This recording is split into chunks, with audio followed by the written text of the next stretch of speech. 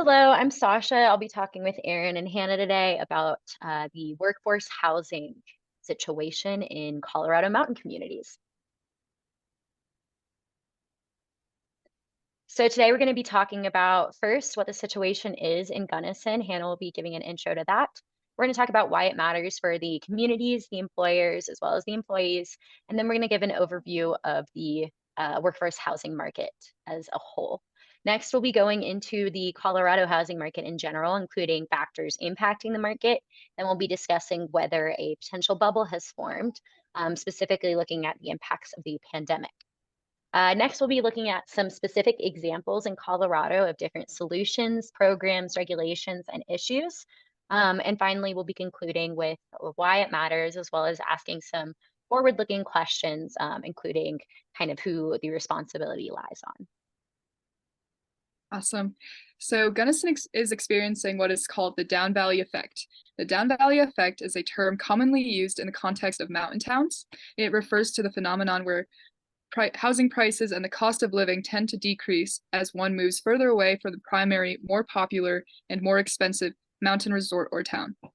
In areas with a well-known or highly sought-after mountain town, such as Aspen, Vail, Breckenridge in Colorado, the cost of living and real estate prices within the town itself can be very high due to factors like demand for vacation homes, tourism, and limited available space.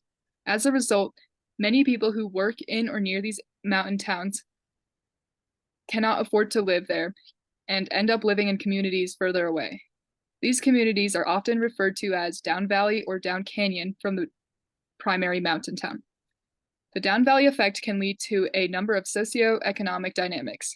For example, residents of Down Valley communities may face longer commutes to work, different job opportunities, and recreation may be less accessible. Understanding the Down Valley effect is important when addressing housing affordability and planning for sustainable development in mountainous regions, as it can have significant implications for both residents and overall economy of the area. Looking specifically at Gunnison and Crested Butte, there are various signs of the Down Valley effect. In Gunnison, 41% of housing is vacant.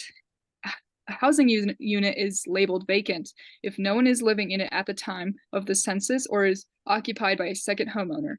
The vacancy and supply issue of housing in Crested Butte is pushing strain on housing in Gunnison. Gunnison and Crested Butte are a prime example of mountain towns experiencing the Down Valley effect. Let's look at an example of the Down Valley effect happening in Gunnison. Gunnison is home to 4 mobile parks. Many residents of the parks make the 35-minute drive to Crested Butte to work. Mobile park residents are struggling to afford their lot fees, and parks are being foreclosed to develop high-end housing. Country Meadows Mobile Park is home to Gunnison and Crested Butte's workforce. The park was bought by a new owner and renamed to Ski Town Village in June 2022. The park was under contract for $2.9 million, and in the 90-day allowed window, the residents with help pulled together a $3.3 million offer with grant funds and space rental increases of $90 per month. Unfortunately, the owner never responded, and lot fees were increased by 73% to $725 a month. Hazel Bryant, a long-term resident of the park, lives on $800 a month of Social Security. Housing is generally considered to be affordable when the monthly payment is equal to no more than 30% of a household's gross income. With over 20% of Americans trying to live on $20,000 a year or less, the demand for mobile homes has never been higher. If they are displaced, the area could lose hundreds of carpenters, maids, grocery store workers, kitchen helpers, clerks, and waitresses, affecting the economy at a large scale.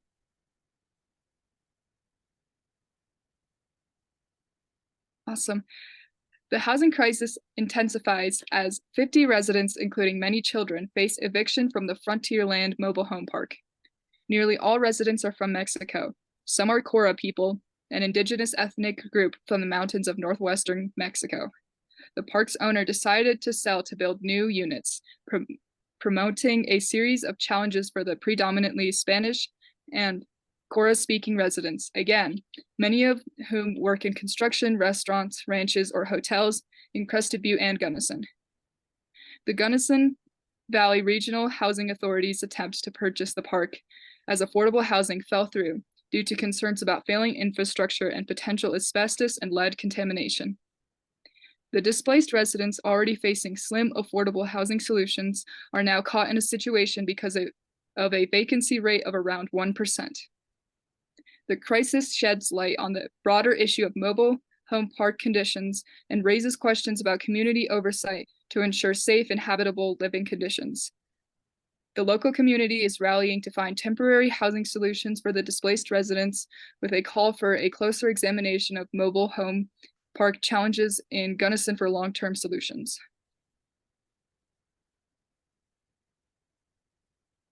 To highlight the housing emergency even more, here are two tables representing the gap in rentals and the gap in for-sale housing from the Gunnison Valley Housing Update in 2021.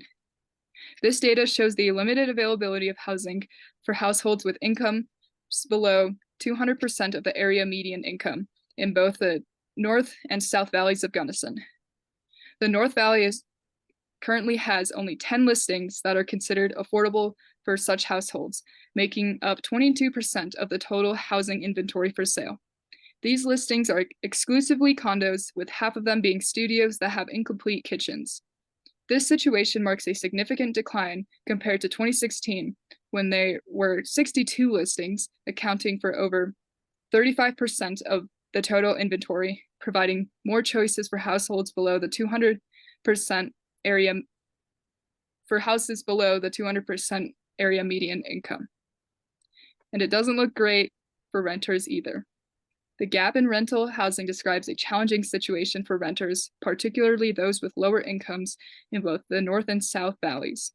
In the North Valley, almost half of the households that rent have incomes below 80% of the area median income. However, during the period between January and March of the current year, there were only 3 apartments available for rent with the rates that would be considered affordable for these households. This indicates a significant gap between the demand for affordable rental housing and the limited supply in the valleys. Thanks, Hannah. So Hannah gave an overview of what this means for Gunnison, and now looking at the broader picture, let's talk about why workforce housing matters for the community at large. So starting with the local workforce, first, you can't work where there's no housing, and lifts can't be run remotely. So Scott Fitzwilliams of the Forest Service in Dillon, Colorado, actually said that people are declining permanent job offers at about 56%, citing lack of housing because of this. So beyond not being able to work in a place or live in a place where you might want to work, there's a significant quality of life impact implications with this housing market. As Hannah talked about with the down valley effect, these increased commutes are going to impact the quality of life of these workers, and potentially the quality, the economics in the area as well. As people are spending more on housing and transportation, they'll be spending less on contributing to the local economy, and we might expect their quality of life to be severely affected. Next, it also is going to affect the employers. Mountain towns need employees, and employee shortages are going to lead to a decreased quality of candidates as well as a decreased quality of services. And businesses are already struggling to find, keep, or expand workforce in these towns, further impacting the quality of service. Erin's going to talk a little bit more about that later. Finally, the community impact at large. Workforce shortages affect more than just the individual employer, but could lead to broader implications for the community as well, whether that's small businesses closing or less locals contributing to the local economy. As I said earlier, spending more on housing and transportation means spending less on other expenditures, and this could potentially have a ripple effect, especially in these seasonal type areas. So how did we get here? Housing in mountain towns has always been a challenge, but we've experienced some unique conditions in the past few years that have really aggravated this challenge. So to start with, we wanted to acknowledge that each city, county within the state are experiencing different situations and unique situations, whether they're unique zoning regulations, unique taxing are contributing to this. Everyone is experiencing a unique effect, as Hannah highlighted with the unique effects happening in Gunnison. But beyond that, in these counties in general, there's going to be limited buildable real estate, whether that's due to zoning regulations or others. Um, and I wanted to note that we are seeing an incoming regulations that are being put in place to mitigate the impact of short-term rentals to attempt to provide more workforce housing. But what's going on with the housing supply? So we've had low mortgage rates for the last 15 years. And although these are changing, this has made investing more affordable. It's more affordable to finance. So this has led to increased investment. And I use investment as purposefully because we have seen an increase in second home and investment properties. These are going to take away from potential workforce housing properties. We've also seen a pretty unique migration out of cities, and that's in part due to remote workers and the pandemic. But we wanted to note that the income for these newcomers tends to be higher than the income for local workforce households. And we'll talk about a little bit later the pandemic's effect and potential shock to this rental market. Finally, why not just build a bunch more housing? Well, there's some significant barriers to generating new affordable housing. We already acknowledged that with zoning and limited real estate, it can be difficult to acquire housing. But additionally, while we've had low interest rates for the last 15 years, we are seeing significantly higher interest rates. We're also dealing still with the effects of inflation. And so building new and buying is going to be more expensive right now, regardless. So given all of that, we do want to talk a little bit about the potential housing bubble and how the pandemic has specifically impacted all of this. So is there a new housing bubble? And how does the market change given this? So just as a refresher, in 2008, the housing bubble was generated by the financial system and risky mortgages. So we saw when these mortgages defaulted, there was a domino effect across the whole financial system. And what we wonder is how the current conditions leading up to the housing market as it is today might affect a difference in this kind of housing bubble. So was this housing bubble really generated by a combination of low interest rates and increased investment rather than increased buying of single family homes? Specifically looking at second homes and short-term rentals, and was this aggravated into a bubble because of the pandemic? So we talked a little bit about interest rates, but just to give us a clear picture, we can see that interest rates, this is the 30-year fixed mortgage rate, have been decreasing the last 15 or so years. And really when you consider the real interest rate, including inflation, interest rates have been around zero, if not even below zero for the last chunk of time, especially as we look at where the box is highlighting the pandemic era, where interest rates were really low to encourage the economy to keep going. So we essentially saw free borrowing during this pandemic era. And we also were experiencing that mass migration out of cities with remote workers. So what would this lead to if not investment into properties? And as we can see, as we're getting into post-pandemic, which we'll talk about a little bit more, our interest rates have shot up a bit. And this is the Fed trying to deal with trying to quell inflation a bit. So we're looking at a different situation and we might be seeing a curb to this investment era during the pandemic. So again, to reiterate, looking at Colorado specifically, we have a couple graphs trying to highlight the demand and supply. So the top graph, we see the percent of homes sold over list price. And as you can see, it was trending up towards until 2022. And then we see this sharp decrease. And really that's pretty much in line with the increase in interest rates. So what this tells us is that with interest rates being as low as they were, people were able to not only afford more and the demand goes up, but housing prices were increasing along with that. And this drop is showing the effect of an increased interest rate. As far as the supply, it's a little difficult to tell with all the peaks and valleys, but in general, we're seeing a decrease in supply, which makes sense with all the investment. And we're starting to see a bit of an increase now that the interest rates have gone up. So we've talked a bit about the housing market in general and how this might have been impacted by the pandemic, but let's dive a little bit deeper into the actual impacts of the pandemic. So the graph on the right, you can actually see the net migration out of high-cost large metro areas to other types of regions, like rural areas, small metro areas, mountain towns. As you can see, while there was a trend in this increasing in 2020, in 2020 is when we see the skyrocketing of this migration out.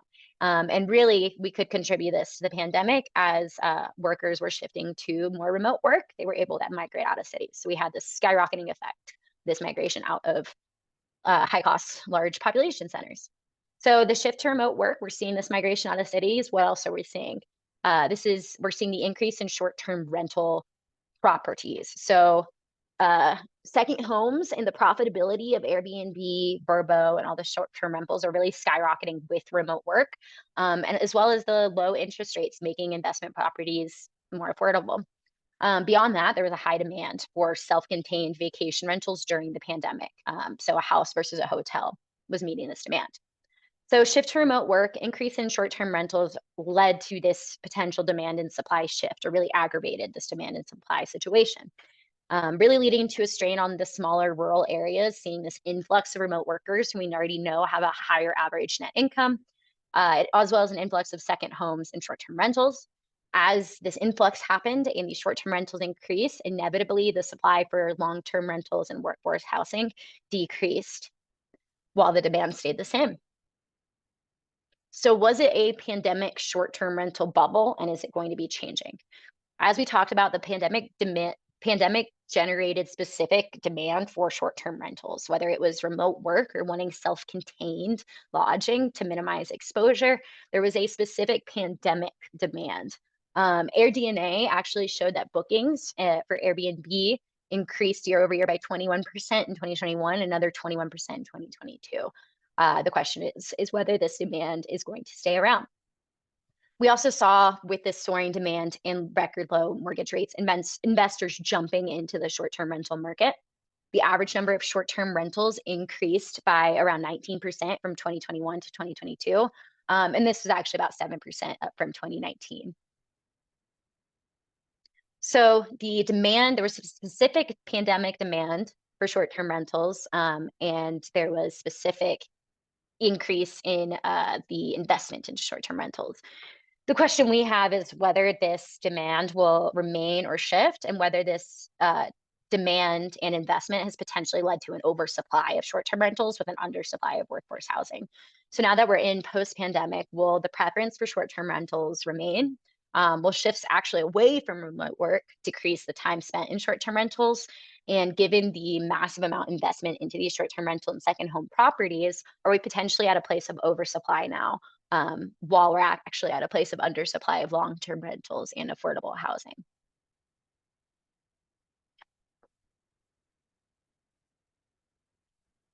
Sorry. As Sasha was saying, the quality of life in mountain towns decreased as the demand for life in rural communities increased. Since the pandemic, mountain towns have noticed a significant change in quality of life. Most of these changes felt were negative.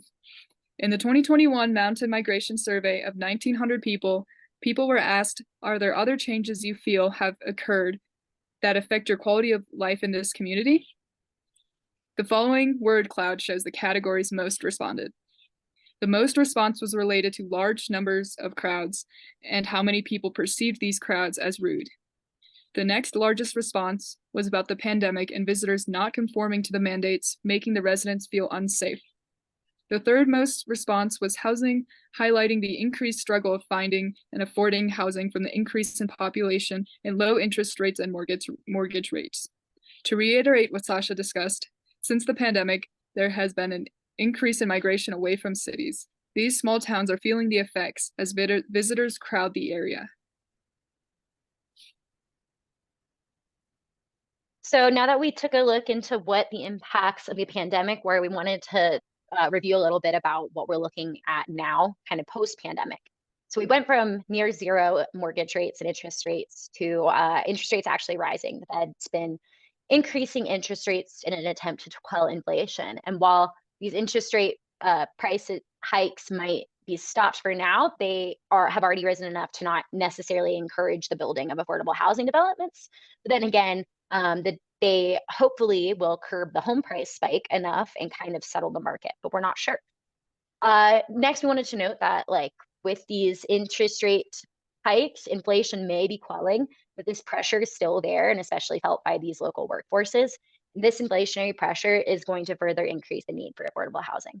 So a couple questions looking couple questions looking forward, considering these changes, is with actually some return to work and with these potential inflationary pressures, could we actually expect a decrease in the short-term rental profitability when short-term rentals have contributed so significantly to this problem? Um, and regardless of what happens in the market, there's still a common thread among mountain town resort communities, and it's been a common thread for a long time. There's a lack of available workforce housing, and we need solutions because we've already discussed the implications to the employers and communities themselves. Awesome. We are going to take a quick look into the current economic conditions of Colorado. So Colorado's GDP has been on a steady rise since the 2000s, but during the pandemic, it experienced a sharp decline from 2019 to 2021, but it has now recovered from the fall. And looking at the Leeds Business Confidence Index for the Colorado Mountain Towns by Colorado Boulder, University Boulder, it's evident that the housing crisis has had a significant impact on local economies. The CPI reflects the change in prices of goods and services over time, providing a crucial measure of inflation. In 2023, the mountain towns recorded a year-over-year price growth of 5.1%, which is higher than the national average of 4%. This 5.1% growth is also in line with the overall mountain region average. Awesome. Panelists were asked to name the most pressing challenges for the economy for the Leeds Business Confidence Index. Of the 164 respondents who provided open-ended explanations, housing costs were most frequently cited challenging. This provides insight into how overall Colorado consumers agree that the housing is a pressing issue and indicates a shared perception among experts and professionals that the affordability and availability of housing poses a significant obstacle for the state's economic well-being.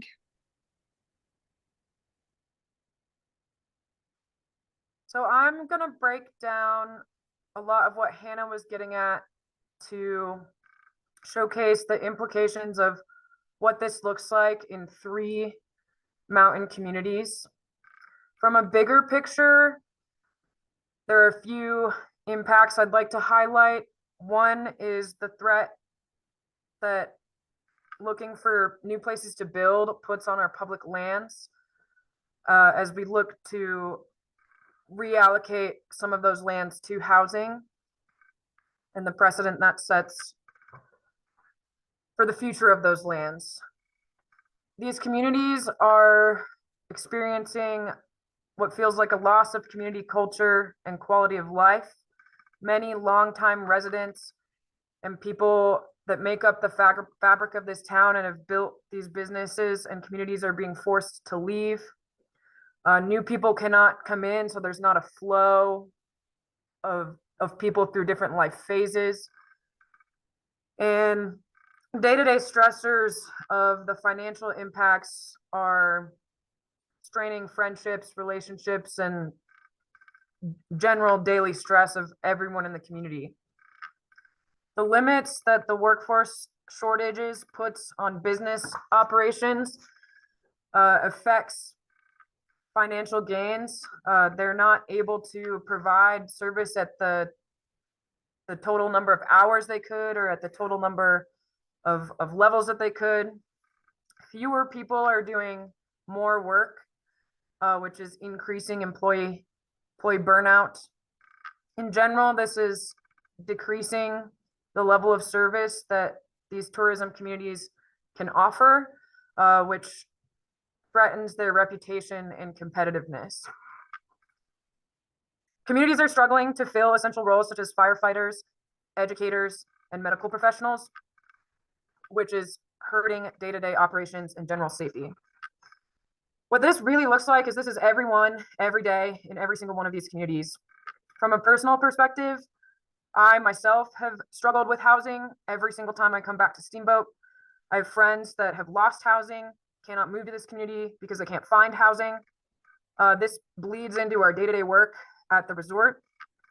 We are making plans into the next few years based off the single fact that we are going to be facing and continuing to face a housing and workforce shortage. This means shutting down lifts, restaurants, reallocating people from our department that are fully staffed into other departments. The food and beverage department is experiencing the greatest employee shortage, which extends out into the community to restaurants. There are not enough workers to fill any restaurant service, and this is stressing businesses that are trying to afford housing for their employees and their financial gains and losses. And this is really hitting every single person in this community in every level. And that's a little bit of a personal twist, but this really mirrors what's happening in these mountain communities across Colorado. So we'll look specifically at Summit County, Aspen, and Steamboat Springs. In Summit County, they're currently approximately 2,600 rental units short to house their workforce. This gap was at 1,200 units in 2020, so you can see how fast those numbers are rising. In 2021, Summit County declared a state of emergency surrounding the housing issue. What this does is it allows them to move legislation through and make decisions faster. And communities like Summit County, Aspen, and Crested Butte that have all decided to do this have expressed that they're really trying to bring this issue to the forefront of state and federal minds so that they're not alone and we can tackle this from a bigger perspective with all areas of support. Now, the next few numbers are from a study from 2019, and I could not find these same numbers in one location, but have confirmed that these numbers have continued to rise. This is just to give us a perspective. So from 2019 to 2020, rent increased from 20% to 40% in Summit County. 68% of short-term rentals were owned by someone living outside of the county. 60% of those short-term rentals that were approved are located in neighborhood zones. The reason I highlight neighborhood zones is because these are the areas where local employees are most likely to work. And in 2022, approximately 56% of all units in Summit County were considered vacant, primarily those second homes that are not actually housing people in the workforce. So Summit County has one of the most diverse sets of solutions, and that's why I chose to focus on Summit County. They have 4 towns, so Dillon, Silverthorne, Frisco, and Breckenridge, that are all coordinating together to create solutions. So several of those towns have put a moratorium on short-term rentals in neighborhood areas. They're putting licensing caps on short-term rentals in other areas of their town. So what they're trying to do is remove short-term rentals from neighborhoods to make sure those are allocated primarily to workforce housing. And then as you move into the high volume tourist areas, so like closer to the resort, they're continuing to allow short-term rentals in those areas at the highest volume. Now, they've also added and reallocated tax dollars. All 4 towns approved a 2% to 6% lodging and short-term rental tax, as well as a fee per bedroom. You can see here it was $400 a year when it started and is now at $756. The idea of putting these taxes out there and collecting these fees is to reallocate these dollars to affordable housing. And the coordination of these taxes and policies between the 4 towns is happening so that they can offset investors from moving from one community into another, and furthering these issues across all communities. So then that mindset continues into some other things they're doing as a town, not just with short-term rentals. So housing authorities and town councils are buying property, selling it below market value, and taking a financial loss to house their employees. This is not necessarily sustainable. This is just they're in crisis mode. They're doing whatever they can to get housing to their employees. The town is also importing a set of modular homes on local plots. This is using density, energy efficiency to increase the amount of housing in these areas. They're also converting hotels to workforce housing, allowing winter camping in certain areas. And they also use the emergency declaration, as I had stated before. Unique to Summit County program is called the Lease to Locals program, which allows homeowners to collect up to $24,000 a year to house a local worker. And the interesting thing about this is that community members that choose to participate in this program could make more off of a short-term rental. However, they understand the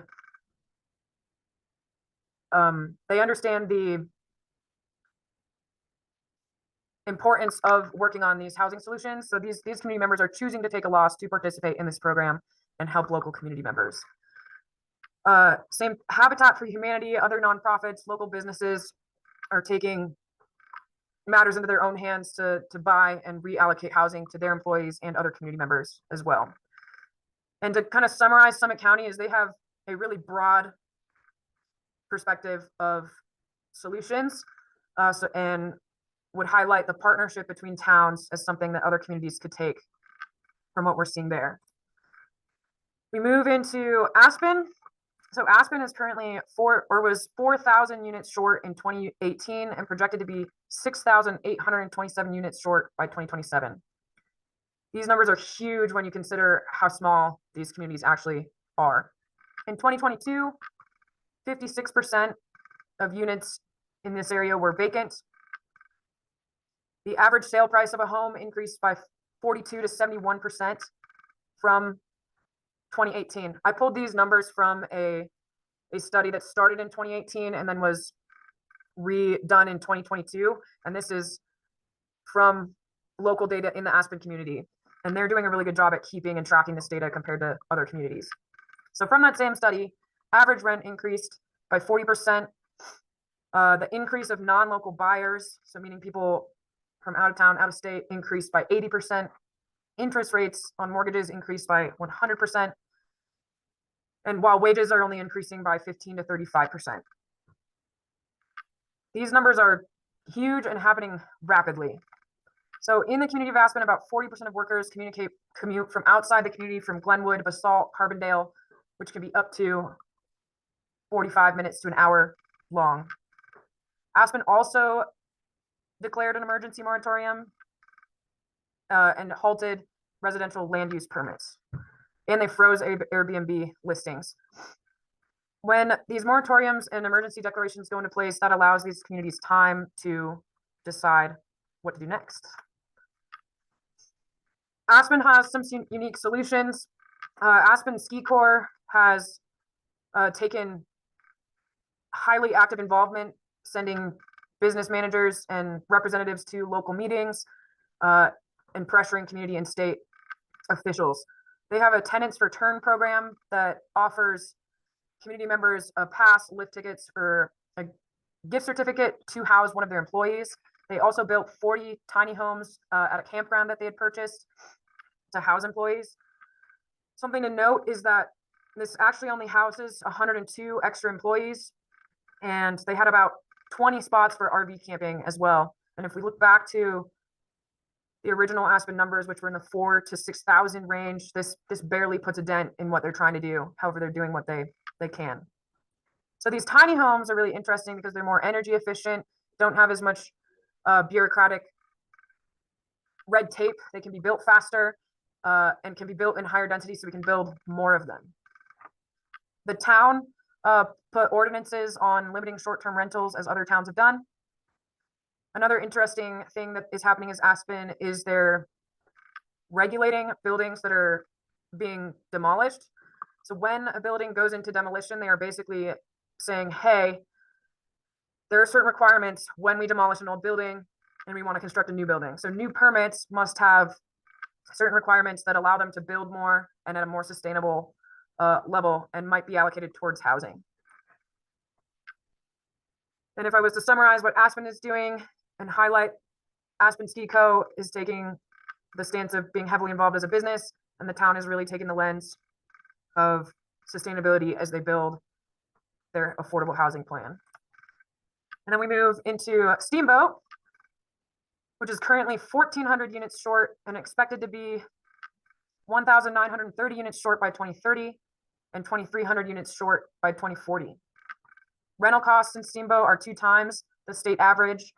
And according to Zillow and Realtor.com, median home prices are currently between 1.1 and 1.2 million. The average 2-bedroom rental on Zillow right now is $3,100 per month. The city currently owns 273 affordable housing units. However, these are 100% occupied with a wait list of over 800 people. The inventory of for sale homes was at 500 in 2017 and decreased to 125 in 2023, which is a huge, huge drop. 1 in 3 units in Steamboat is currently a short-term rental, and 37% of housing units in the area sit vacant. Now, Steamboat has similar approaches to some of the other towns that we mentioned. There's resort involvement. The resort is purchasing hotels to try to convert to employee housing. We actually lost a hotel this year because they were charging above market value for low quality housing, and our employees weren't going to be able to afford that.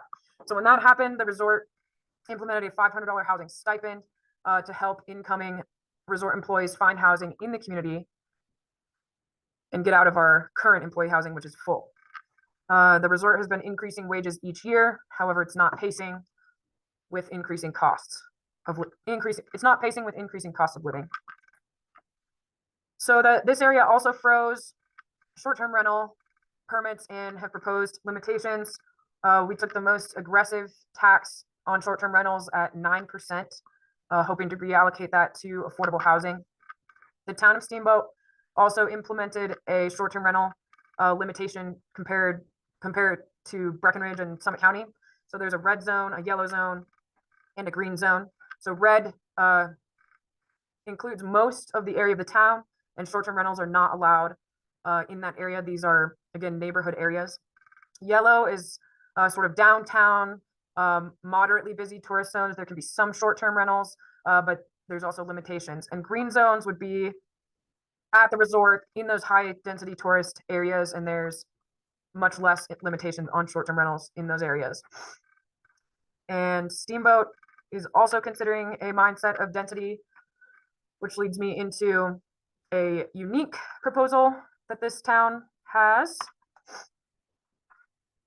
So we were lucky enough to receive a $24 million anonymous donation of a ranch called Brown Ranch outside of town, with a stipulation that it is used for affordable housing. And so this has been a years-long process of planning, preparation, and figuring out how we're going to allocate this generous offer. So this Brown Ranch will increase housing inventory by 2,264 units, which nearly meets our current our projected housing shortage. So this is a huge opportunity. Brown Ranch, the current plans show that it'll include 50% family homes and 50% multifamily residents. So the multifamily residents would be like a duplex, a triplex, included in a really high density area. So these homes are going to be close together, but really the community is feeling like we have no choice, that we should embrace that. People will have to apply to these housing units, and there are different sections, different types of homes that will be allocated based off of the adjusted median income in the town. So some will go to the lowest income residents, middle income residents, and higher income residents based off certain percentages. Most of the units will be for rent, a few will be for sale. The idea of having mostly rental units basically is to provide control over the rental market. If they were to put all of these units for sale, they would either be subject to a cap that a lot of our incoming and up-and-coming residents won't be able to afford, just because they're not ready to buy a house. And then they would also be subject to a lot of the same price increases as the rest of the community. So this is a really unique situation that we're lucky to have, and there are many articles and planners in cities, in other neighborhoods, that are looking to see how Steamboat goes about this planning, preparation, and implementation. Because basically, if we can properly plan and build this affordable housing model uninhibited per se, other communities may have a chance to model this on smaller or larger scales depending on their location. So taking the time and taking this seriously. And so to summarize, over and over it came up that long-term solutions will really need a multifaceted approach. These communities really want to maintain their sense of culture and community throughout this process. The former CEO and president of Aspen Ski Co., Mike Kaplan, phrased it this way: we need to prioritize community over commodity, especially in these tourism areas where that's it. Tourism is our lifeblood, is our community, but we have to function as a community to be able to offer that to our visitors. We want to consider our impacts on public lands and protect them as we have the foresight to see what our environmental precedents of managing these lands has. We're continuously needing to apply urban planning strategies such as building up instead of out, and applying a density mindset to be able to increase success in these communities. Funding needs to continue to be moved towards these communities from the state and federal level to allow them to be able to implement solutions. There is what sounds like a cry from these small communities to state and federal lawmakers to keep the conversation open and listen to rural communities. It's the age-old Colorado problem of most of the funding goes to the Front Range where the population is, but these communities want to have a voice and consideration as we move forward. And with that mindset, as state and federal lawmakers make decisions to allow for local solutions so that our urban areas and our rural areas can all benefit as they move forward in this process. This will require coordination from both the private and the public sectors, nonprofits, business, towns, states, and federal support. Other things that could impact this could be by increasing wages and access to healthcare to lower the individual impact and stress to move the focus towards housing, and reallocating tax dollars, especially tourism taxes, to fund projects. And these communities are going through a lot of change, and they're growing. They're needing to find ways to be successful, maintain their sense of community, but there needs to be an embracing of personal sacrifice to see where we can grow, where we can move. We might have to give up our single family home on 4 acres of land. We might have to live next to our friends. We might have to build up. Communities are taking losses, so everyone's giving something to solve this problem. So Erin took us through some specific examples of how different mountain towns are approaching this issue. But just to recap, affordable workforce housing is an issue in Colorado, and it's key to employer and community success. We've had unique conditions in the last few years, such as low interest rates and a shift to remote work, that have aggravated the issue and really brought it to light. And while conditions are currently changing, employers and communities still need to act, or they risk facing these consequences, a lot of which Erin went through. So from all the data we pulled, there's many questions we can ask. Looking forward, how can we build a tourism economy that benefits the community? And is using public land to build affordable housing ethical? At what point do we draw the line? What are the lasting long-term solutions for the housing crisis, and where does the responsibility lie? Colorado is facing a housing emergency, and many communities are in panic mode. The housing issue is a local issue, and many local communities and governments are working hard to find solutions. However, should this issue be brought to a higher level, such as the state level or even national level? Each county presents unique cases and unique challenges. What monetary decisions or policies can be brought into place at a state or national level that can benefit all communities? Considering and making financial decisions at higher levels of government could help address community needs in specific situations, finding solutions for local challenges. Thanks, Hannah. So that's the end of our presentation. If you want to see any of our references to check out some of these great articles, let us know and we'll be happy to send them your way. Thanks for listening, everyone.